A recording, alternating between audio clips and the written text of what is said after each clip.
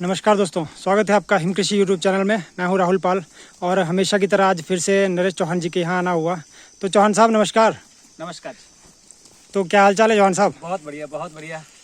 तो गौ पालन बहुत बढ़िया तरीके से कर रहे हैं आप। बहुत अच्छा। आप देख ही पा रहे हैं पीछे सारे गौएं, अभी कुछ एक पीछे हैं, वो आ रही और चल रही यहाँ पे। इनकी आप देख सकते हैं तृप्ति कितनी अच्छी तरह से हो रखी है।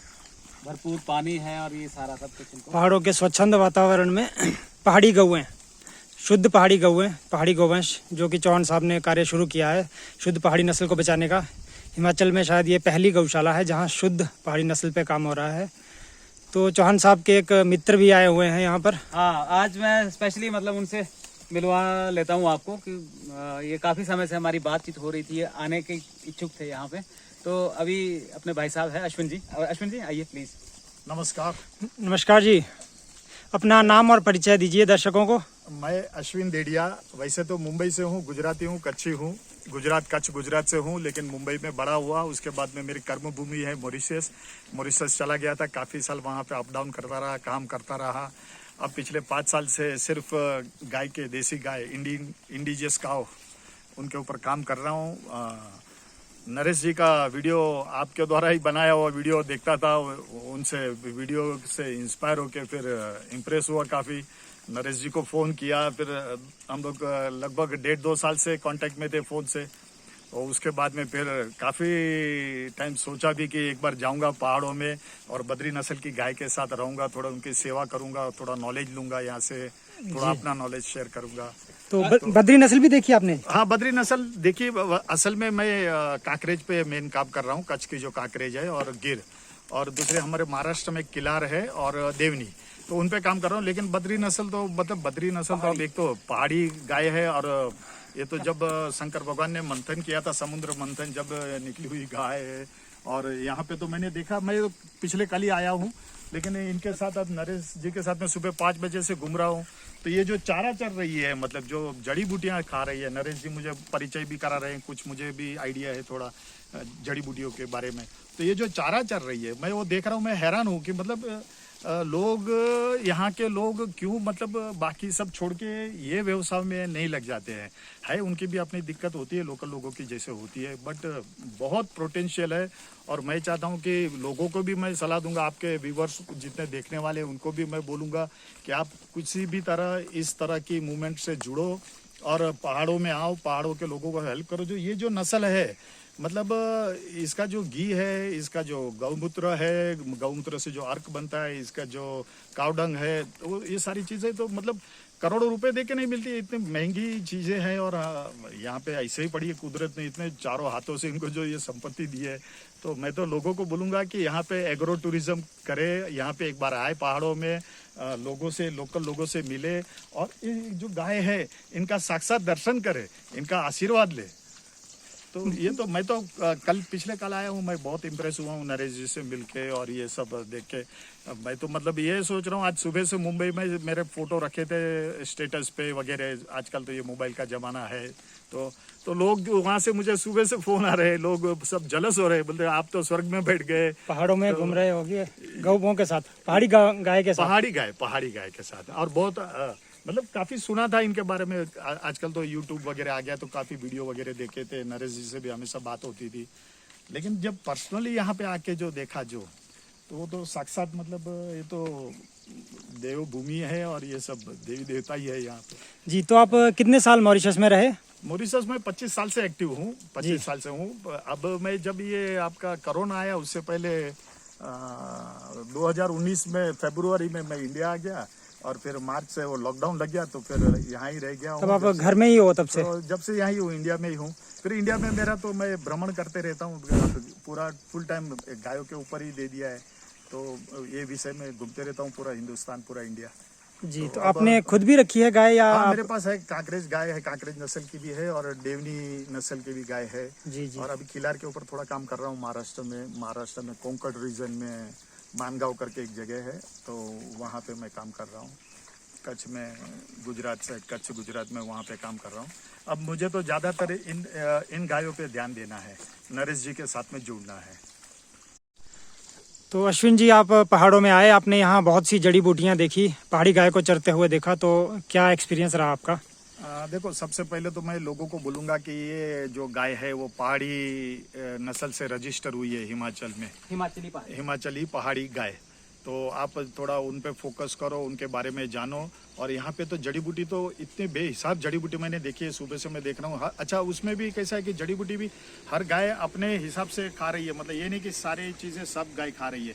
कोई गाय कोई जड़ी बूटी खा रही है, कोई गाय कोई जड़ी बूटी खा रही है, मतलब इनको जो ज़रूरत है वो खा रही है, वो हिसाब से खा रही है।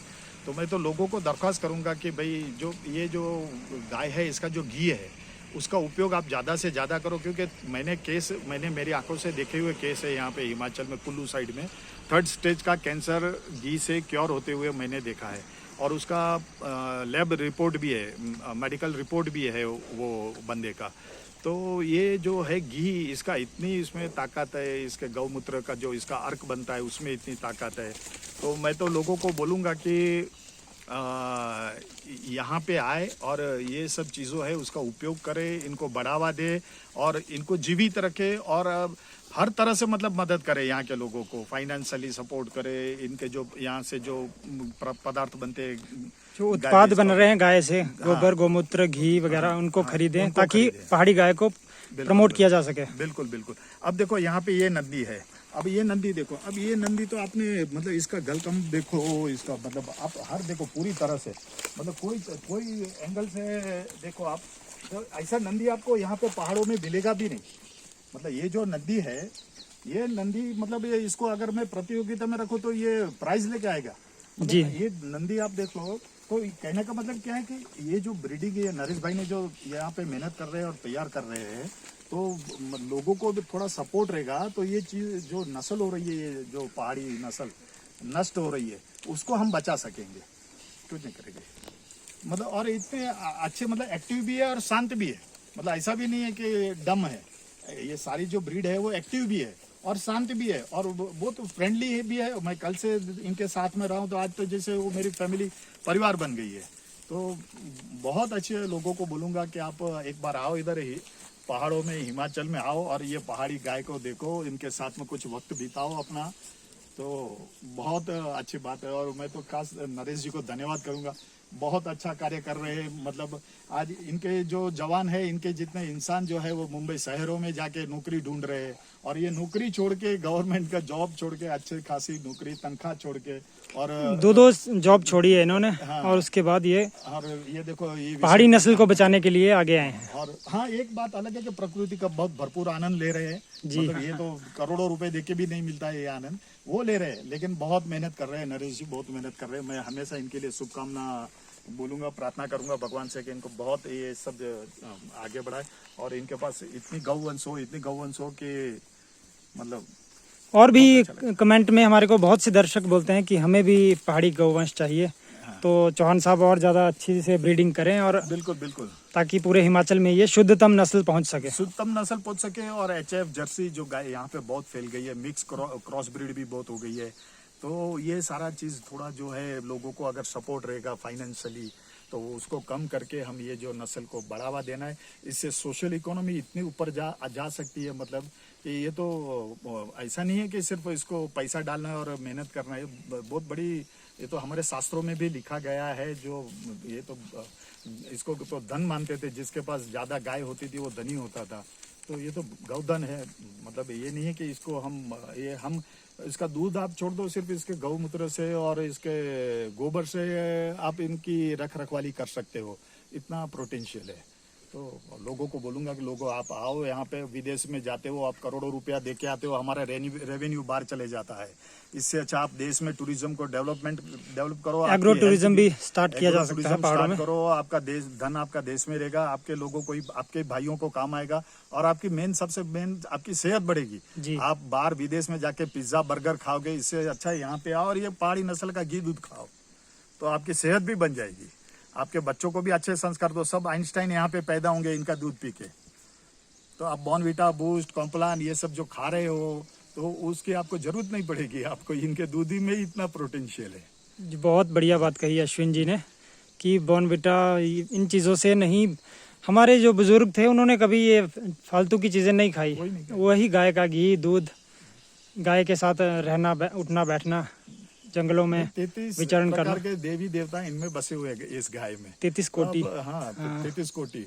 तो अब आपको तो किधर जाने की जरूरत ही नहीं, बस इनके कान में आके आप बात कर दो, हमको ये दुख है, वो दुख है, शनि की तकलीफ है, बोल दो शनि महाराज अंदर बैठे हुए हैं। लक्ष्मी जी की तकलीफ है, लक्ष्मी जी इनके पास अंदर बैठी हुई है। इनके गोबर में लक्ष्मी जी बैठी हुई है। आप सोचो कि गोबर में लक्ष्मी जी बैठी हुई, उसका मतलब क्या हो गया जी। तो उसका गोबर ही इतना पोटेंशियल है कि आपको धनी कर देगा, बाकी तो छोड़ दो सब।